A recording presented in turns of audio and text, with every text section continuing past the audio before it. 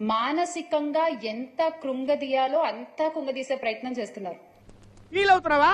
ఫీలింగా నీకెందుకు నాయన ఫీలింగ్? కాదు, ప్లీజ్ మీ ఇయర్ ఫోన్స్ పెట్టుకుని మాత్రం చూడండి.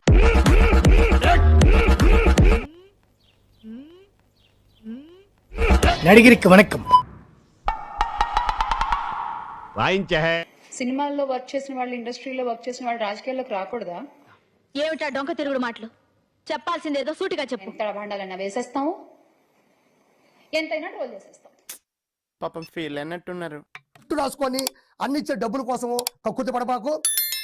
రాను గొడ్డు గోతులో పడ్డాక ప్రతి ఎదవా గెద్దేసేవాడే. జామాకు తింటున్నావా? సిగ్గు తెచ్చుకో. అసలు మీకు సిగ్గు, శరం, మానం, అభిమానం ఏమన్నా ఉన్నాయా? వాడు కావాలని కొడుతున్నాడు,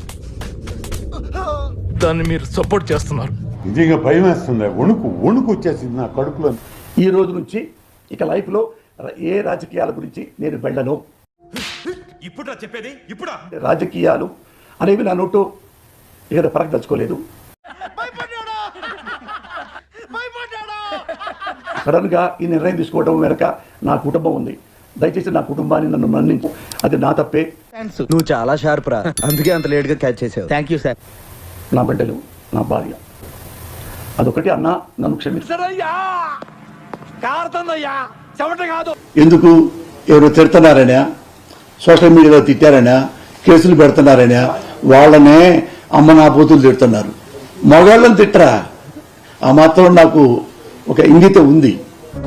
వాడు తెలివైన వాడా, మూర్ఖుడా? కానీ చెప్పండి, రాజకీయాలు గుడ్ బై చెప్పిన పోసాని లైఫ్ ఎలా చూడబోతున్నావు? నాకు దేవుడు అంటే ఇష్టం, నా భార్యకి దేవుడు అంటే ఇష్టం. ఇండియా మొత్తం తిరిగి దేవుళ్ళు.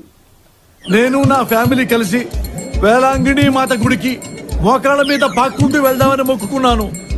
ఇవి టిక్కెట్లు.